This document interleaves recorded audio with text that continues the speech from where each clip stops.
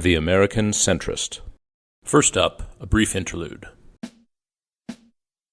I'd like to take a moment to recognize a book that was the forerunner of The American Centrist. I found it only after publishing on Amazon, literally by scrolling down.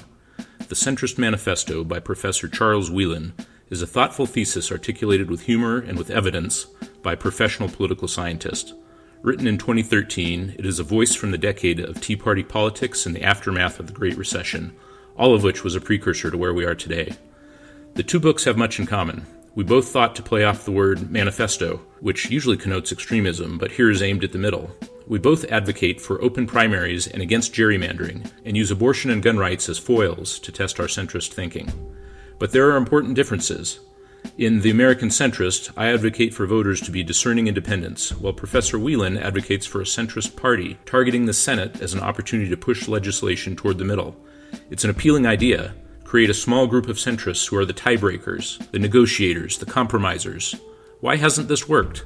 Why has a centrist movement not yet materialized in America? I would love to talk to Professor Whelan about this, and we'll try to reach out. Maybe we could do a joint YouTube video together in the future. One can dream. I'd also like to take a moment to read a legal disclaimer that applies to the book as well as to all of the videos. I probably should have started with this. Here we go. Resemblance of people, places, or events to all persons living or dead, locations existent or defunct, or occurrences of the past, of the future, or of the imagination depicted herein are purely coincidental, except where persons, places, or events of an historical nature are referenced, described, or adapted, in which case the representations of individuals, their environs, or happenstance are purely fictional. Unless events described have actually happened, persons represented are genuine, or places have a documented basis in the historical record, in which case satirical liberties have been applied, and the fair use doctrine of the U.S. Copyright Act of 1976 is invoked in the assertion of copyright over the present manuscript here published. All right, now back to it. Principles of Centrism.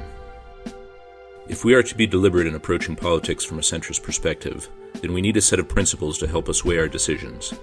Any approach to human governance is defined both by its theoretical principles and by the policies through which it is implemented. A wise person once said that policies should be self-consistent, but principles are often in conflict. The discussion below thus presents guidelines to be kept in mind as we encounter decision gates.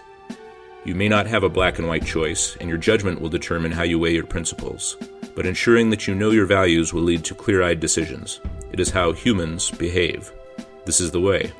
You may see different nuances compared to what is proposed in this manifesto, but if you emerge from the discussion with clarity regarding your own foundational values, then you will come a step closer to mastering the Gom Jabbar, and I'll take this as a measure of success in my own aims for this work. Citations can be found in the written version of The American Centrist, available at Amazon in ebook or print form, or from your bookseller via Ingram Spark. Up next, the rule of law.